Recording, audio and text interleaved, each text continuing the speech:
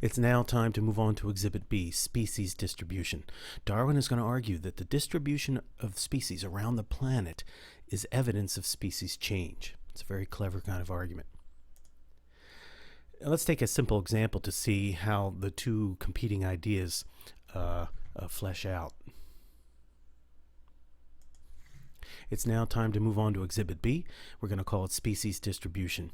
Darwin's going to argue that the distribution of species around the planet is evidence of species change. It's a clever kind of argument. Now, to see the competing ideas and how they would explain something, we're going to take a simple example of polar bears and penguins. Where do polar bears live? They live in the northern hemisphere, in fact. Where do penguins live? They live in the southern hemisphere. Now, why would this be? Well, according to the special creation hypothesis, God had designed polar bears with certain adaptations to live in cold climates, cold environments, and likewise with the penguins. But from the special creation point of view, it could very well be that polar bears could live down in the south and the penguins could live up in the north. So it raises a question. If these two different types of species could live in the alternate location, why aren't they there?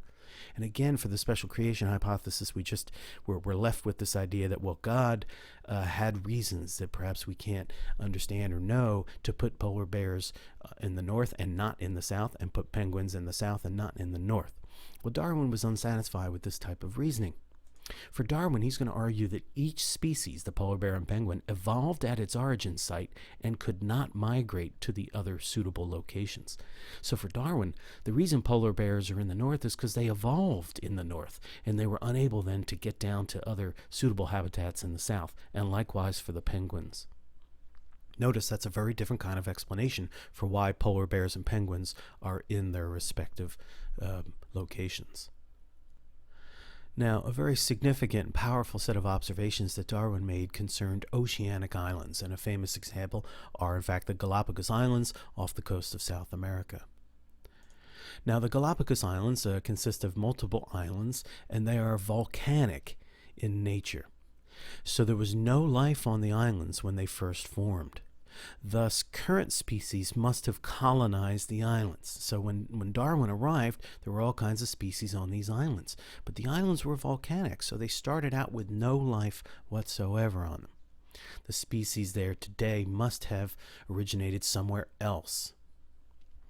Now, what kinds of species do we find? Well, of course, the famous finches on the islands, and we have the Galapagos tortoises here. We happen to have two types, the dome shell here and the saddleback shell here. We have the Galapagos cormorant, interesting species, has wings, but it can't fly. And then the only marine iguana in the world, the Galapagos marine iguana here. Now, as it happens, Darwin also had a chance to examine species on another set of oceanic islands, this time off the coast of Africa, called the Cape Verde Islands. And they are very similar in climate and geology to the Galapagos Islands. And so again, Darwin was interested because here we have two sets of islands, and if the special creation hypothesis were true, then God might have put similar species on these very similar types of islands. So here we see the Galapagos Islands off of South America, the Cape Verde Islands off of Africa. They're very similar types of islands, similar climate, similar volcanic origin. What does the special creation hypothesis predict? Similar species on these islands. But when Darwin examined the species, he found a very different pattern. The pattern was that oceanic species are most similar to the nearest mainland species. So the Galapagos species were most similar to the nearest South American species, not to the Cape Verde Island species. The Cape Verde Island species were most similar to African species, not the Galapagos species. And this pattern played out all over the world. Oceanic islands are these islands that are volcanic in nature. They kind of emerge out of the sea, and they have to be 300 or more miles away from the continent. That's a typical pattern for these oceanic islands.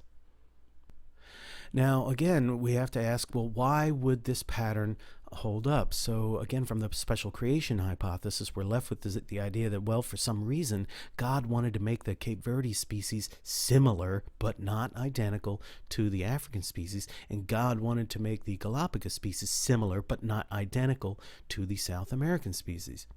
And again, Darwin thought there was a better explanation. For Darwin, this was evidence of migration and change. Now let's consider the Galapagos Islands in a little bit more detail. So here we have the South American continent here we have the islands, and of course originally the islands had no species on them. They were volcanic, they emerged out of the sea, and but we do have species on the South American continent. Now Darwin noticed that oceanic species, like the Galapagos, were often unique to the islands, existing nowhere else on Earth. So when he would look at the species on the Galapagos Islands, they had resemblances to the South American species, but they were unique in interesting ways. Now for Darwin then, the uniqueness of the Galapagos species made sense if their ancestors were continental species, and the unique living conditions on the islands somehow changed the ancestors into new species. So notice what he's doing here. He's explaining the distribution of species. There are slightly different species here than on the mainland. He's explaining it by this concept of species change. Whereas in the special creation hypothesis, we just have to say that, well, God for some reason wanted to put slightly different species on the islands, slightly different than the continental species. So the pattern here found all over the world is that oceanic species are most similar to the nearest mainland species, and Darwin's going to then explain this by saying the ancestors were from the mainland, and then they were changed over time to become unique species on these oceanic islands. Notice then, geographic distribution of species is explained by species change. And the reason these Galapagos species are found nowhere else in the world is because they evolved here. This is their origin site, and they could not get anyplace else, any other suitable habitats. Another nice example of species distribution shedding light on species change also involves islands. Here in this diagram we have a mainland here, some continent, and then we've got near islands and then far islands. Now the far islands tended to be those oceanic islands. They're volcanic, so they initially had no species, but now they might be colonized with some species. But Darwin noticed an interesting pattern. When an island was near to a mainland, and often they would be continental islands, so the rock would be similar to the mainland rock. This would be like Catalina off the coast of California. When the island was close by, you might find reptiles, birds, and mammals. If the island was a bit farther, you would find reptiles, birds, and maybe a mammal, but the mammal would often be a flying type like a bat. But for those islands greater than 300 miles off the coast of a mainland, often these were the oceanic islands, volcanic in origin, you only found reptiles and birds. So it raised the question, why no mammals on the oceanic islands, and why no amphibians on any of the islands? So you see, this is a pattern, and it cries out for an explanation. Now again, the special creation hypothesis, the defenders might say, well, God has reasons for putting reptiles, birds, and mammals on the near islands, but then not putting mammals on the far islands. God has reasons for putting no amphibians on these oceanic islands. But for Darwin, he had a more enticing explanation, a natural explanation. For Darwin, the answer was that amphibians and mammals cannot make a long ocean voyage. Reptiles and birds have adaptations that permit long ocean voyages. So let's see what that looks like again with the Galapagos Islands. Well, of course, the birds we find on the Galapagos Islands could have flown from the South American continent. Right? Now, how did reptiles, how did the tortoises and the iguanas get out there? Well, reptiles can hitch a ride on floating vegetation and survive for a long time because of their adaptations. Reptiles have that dry, scaly skin. They can conserve water. They don't need to eat a lot. And so they can make long ocean voyages. And this idea of floating out to sea, well, this was a common observation after storms and hurricanes ravaged the coast of a continent. You often saw lots of debris floating out in the ocean as a result of the storms. So it was plausible for Darwin to imagine reptiles sort of floating out to sea, and they got lucky, they happened to arrive on the shores of the Galapagos Islands.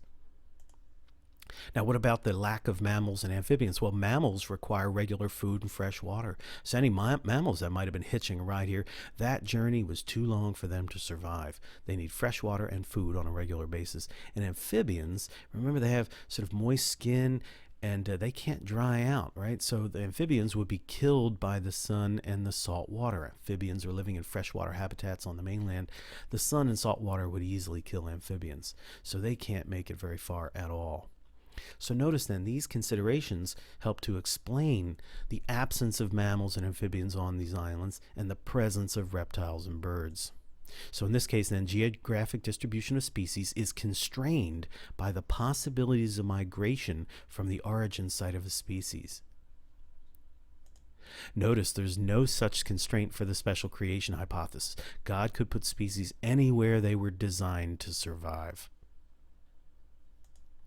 In fact, let's consider blackbirds. There are no blackbirds on the Galapagos Islands, even though they could easily survive on the islands. Again, we're left with, well, why didn't God put blackbirds there? God put finches and mockingbirds. Why no blackbirds?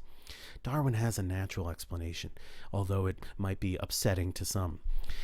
Darwin's going to argue they didn't happen to make it. There was an element of chance. Perhaps a storm blew some finches and mockingbirds to the islands, but blackbirds escaped the winds that day. Evolutionary change is a historical process, argued Darwin. Things could have been different. Finches and mockingbirds were not destined to colonize the Galapagos Islands. And this element of chance in the history of life is unsettling to some. But Darwin is going to argue that this is the nature of the evolution of life on Earth. The species on the Galapagos Islands today were not destined to be there. These were chance events that led them to arrive, at least some of them to arrive on the islands. After all, we can imagine some reptiles floating out to sea, and many of them just float by the islands. They didn't happen to land on the islands.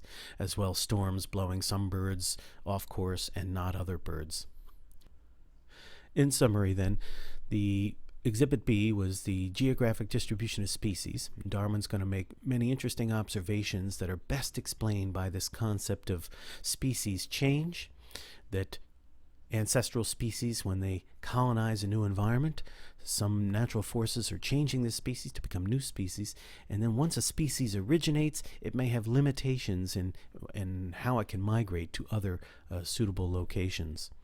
So the pattern of distribution of species on the planet was evidence of species change.